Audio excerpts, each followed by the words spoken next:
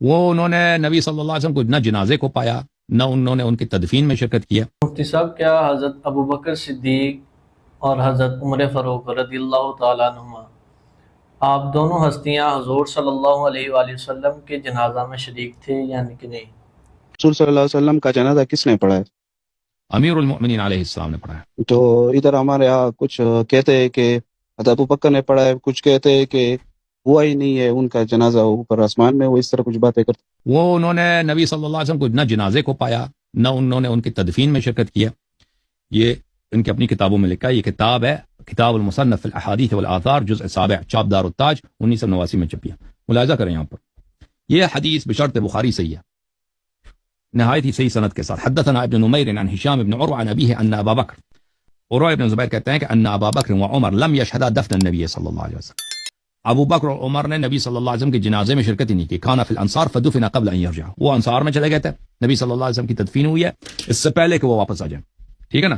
بسم اللہ الرحمن الرحیم۔ جی بالکل، حضرت ابوبکر صدیق رضی اللہ تعالی عنہ اور حضرت عمر فاروق رضی اللہ تعالی عنہ، یہ دونوں حضرات شیخین کریمین سرکار دو عالم صلی اللہ علیہ وسلم کے جنازے میں شریک تھے۔ صحیح بخاری شریف میں ہے، یہ میرے سامنے صحیح بخاری ہے اور اس کی حدیث نمبر 1241 ہے، یہ میں آپ کے سامنے پڑھتا ہوں۔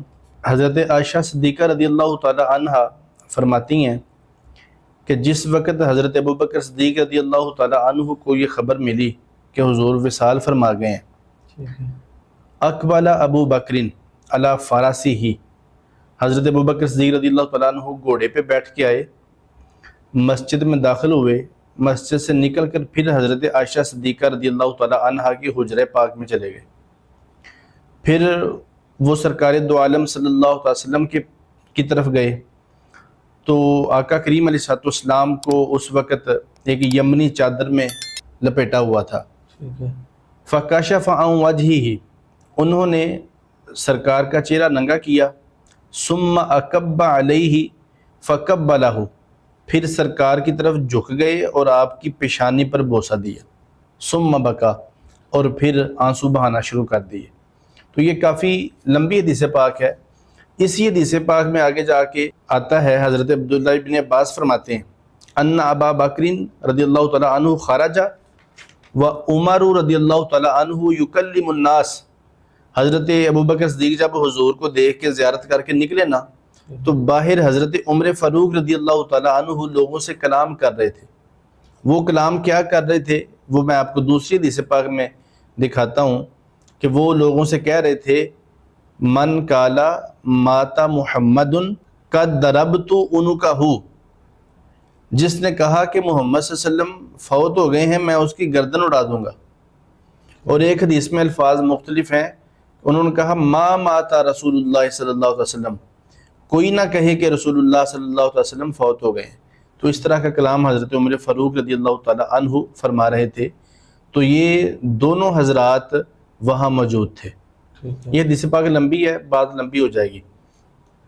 اس میں آگے ہے کہ حضرت ابوبکر صدیق رضی اللہ تعالی عنہ نے صحابہ کرام کو مسجد میں جمع کر کے خطبہ دیا اور پھر صحابہ کرام کو تسلی ہو گئی اور وہ آیت پڑھی کہ وما محمد الا رسول قد خلت من قبلہ الرسل افئن مات او قتل انقلبتم علی اعقابکم۔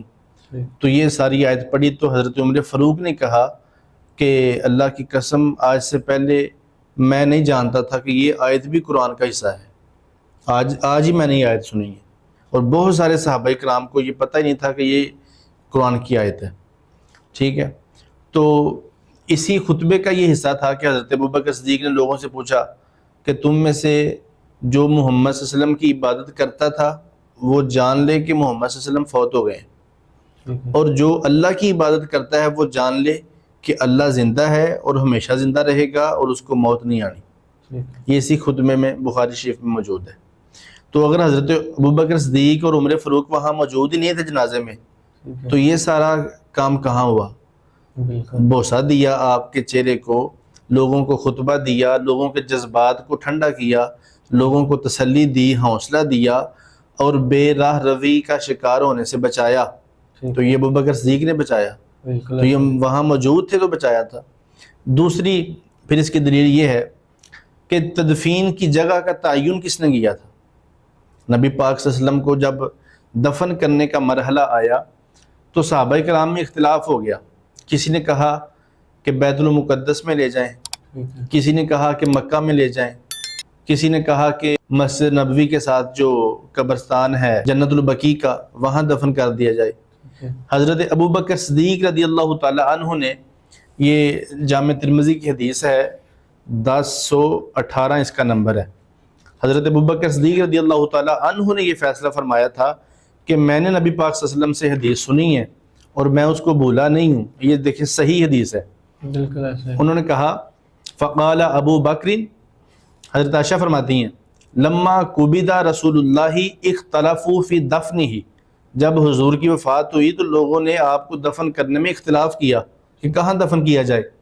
فقال ابو بکر، حضرت ابو بکر صدیق فرمانے لگے سمعت من رسول اللہ، میں نے رسول اللہ صلی اللہ علیہ وسلم سے ایک حدیث پاک سنی ہے، ما نسیتو، میں آج تک اس کو بھولا نہیں ہوں.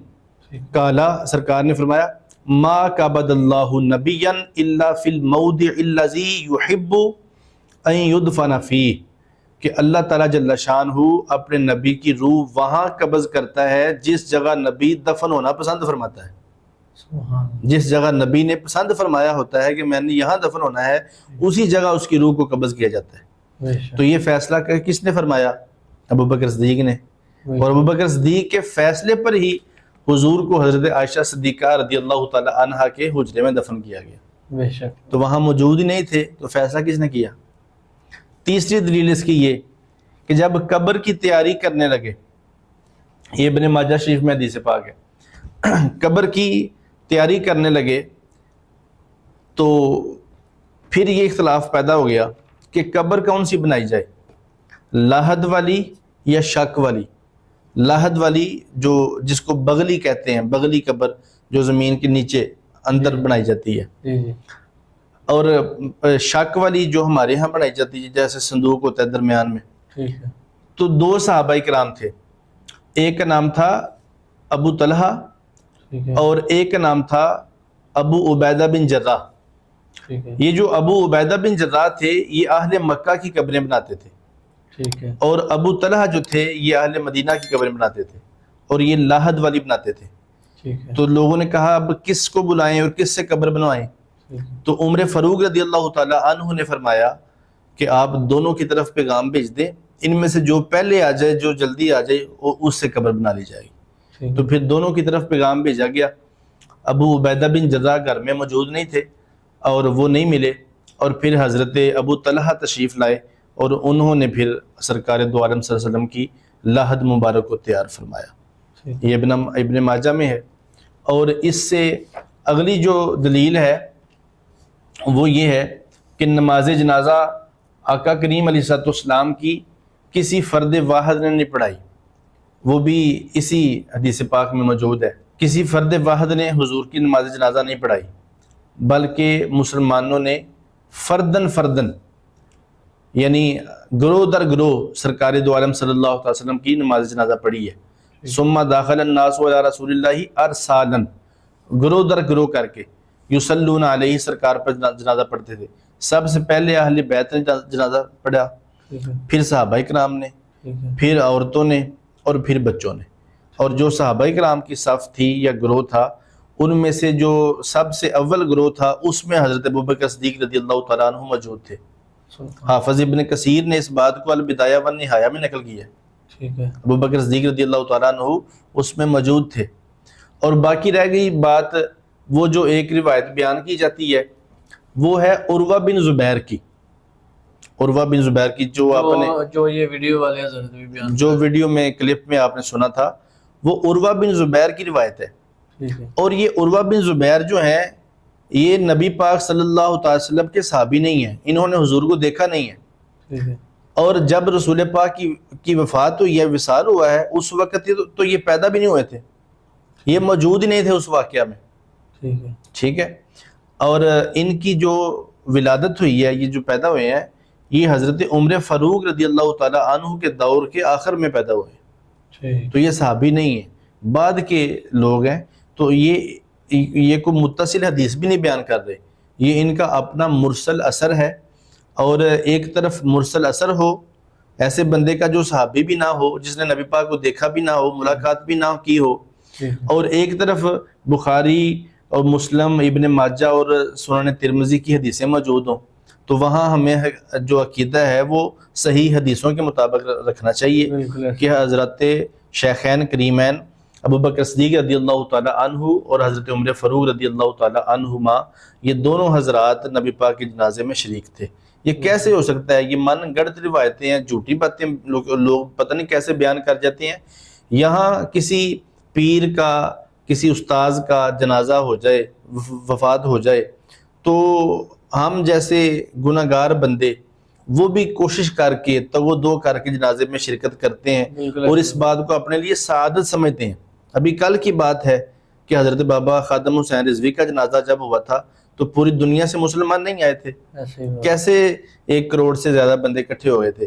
تو ہم تو کسی آج کے عالم کا جنازہ پڑھنا بھی اپنے لیے باعث برکت اور سعادت سمجھتے ہیں، تو کجا حضرت عمر فاروق ہوں، حضرت ابو بکر صدیق کی ذات ہو، اور وہ کیسے نبی پاک صلی اللہ علیہ وسلم کے جنازے کی سعادت سے محروم رہ سکتے ہیں؟